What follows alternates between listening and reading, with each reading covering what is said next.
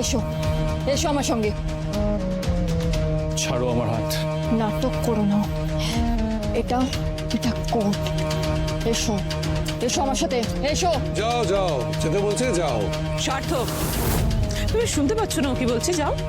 মা, মা তুমি এটা কি করছো আমার লাইফের সাথে? এটা এটা আমার লাইফ, আমাকে আমার মতো বাঁচতে দাও মা।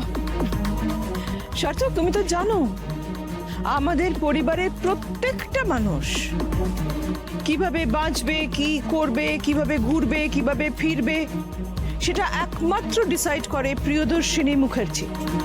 তুমি নাও, তাই জন্য ও যা বলছে সেটা শোনো, ওর সঙ্গে যাও। মা, তোমাকে বলেছি না, তুমি যদি শোলককে ভালোবাসো তাহলে ওর থেকে দূরে থাকো, এটাই শোলকের জন্য মঙ্গল হবে।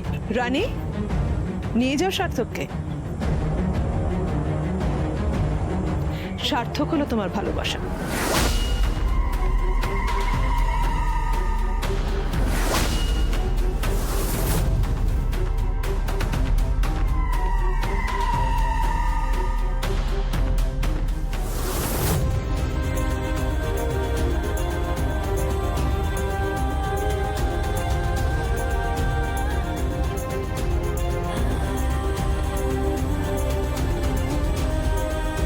এভাবে জোর করে সবকিছু পাওয়া যায় না রানী। আমি জোর করেই পেতে জানি, আর পেয়েও গেছে। আপনি ডিফিটেড, হেরে গেছেন আপনি, আর কিচ্ছু করতে পারবেন না আপনি। ওর থেকে আমি সার্থককে কেড়ে নিয়েছি। এবার এই শাড়ির ব্যবসাটাও কেড়ে নেব, প্রমিস করুন। চলো সার্থক। ফুলের ঘায়ে মূর্ছা যায়, তুমি আবার কথা বলো কি? একদিন এখানে দাঁড়িয়ে এমন মার মারবো না, এমন আড়ং ধোলাই দেব যে মাথা থেকে সব প্রেমের ভূত নেমে যাবে বলে রাখলাম। নইলে আমার নামও শোলক। তখন শুধু সার্থক বাবু কেন, এই সার্থক বাবু আমার হবে, আর পুরো শাড়ির বাজারটাও আমার হবে। এই আমি তোমাকে বলে দিয়ে গেলাম।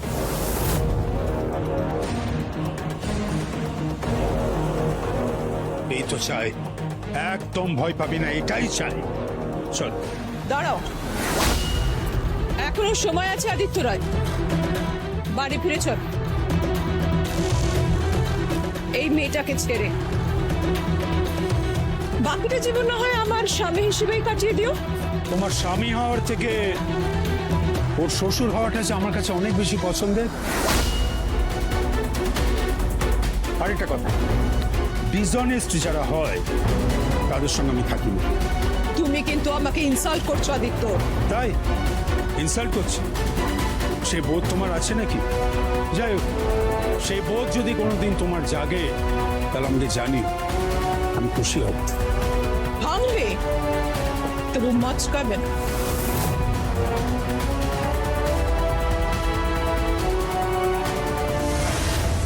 নন্দিনী, নন্দিনী, শোলককে একটা ফোন কর, ফোন করে এক্ষুনি ফোন কর একটা। শোলক করছি, দাঁড়া। আমি যা বলছি সেটা মন দিয়ে শোন, একদম ভাঙবি না, একদম ঘাবড়ে যাবি না, ঠিক আছে? মাথায় রাখবি। হ্যালো হ্যালো শোলক, একটু মাসির সাথে কথা বল। শোলক, আরে আমার শোলকের ঘরটা কি ভেঙে গেল নাকি রে?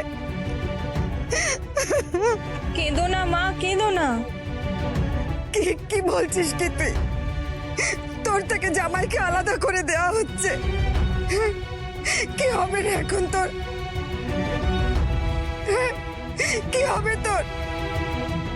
ওই ওই কালনাগিনী মেয়েটা তো সর্বনাশ করছে, ওর কোনোদিন ভালো হবে না, দেখিস ওর কোনোদিন ভালো হবে না। তুই তুই ফিরে আয় মা, তুই জমিরাটায় ফিরে আয়।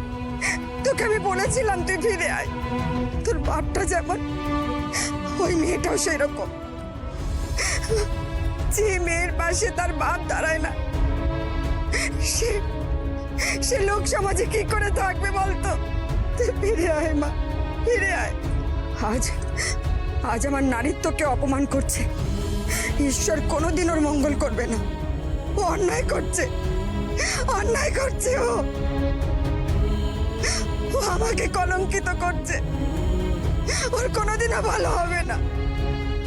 তুই ফিরে আয় মা, তুই ফিরে আয়। না মা, তুমি কেঁদো না।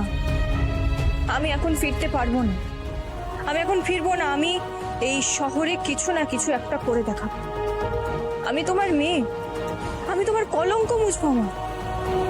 আমি এই শহরের বুকে কিছু না কিছু একটা করে দেখাবো মা, কিছু না কিছু একটা করে দেখাবো।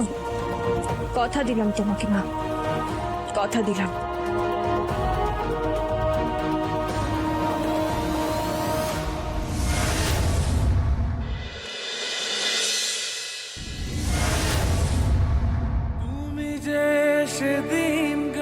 আজ থেকে under section 13 of Hindu marriage অ্যাক্টে বিবাহ বিচ্ছেদের মামলা শুরু হলো।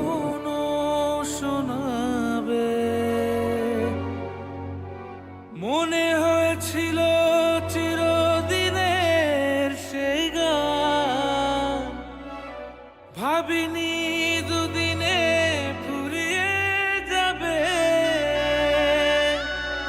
ভাবিনি দুদিনে ফুরিয়ে যাবে।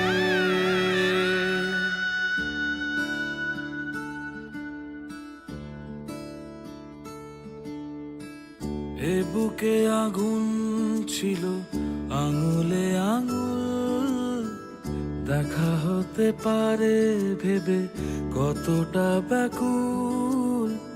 সব কিছু মনে পড়ে যায় আজ, সব কিছু মনে পড়ে যায়।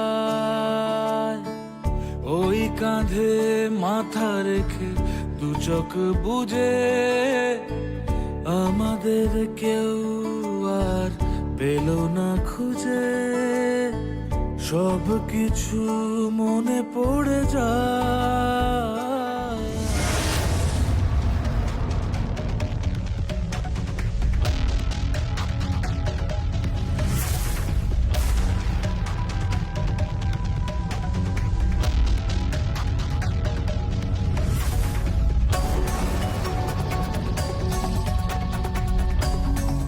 কি হলো?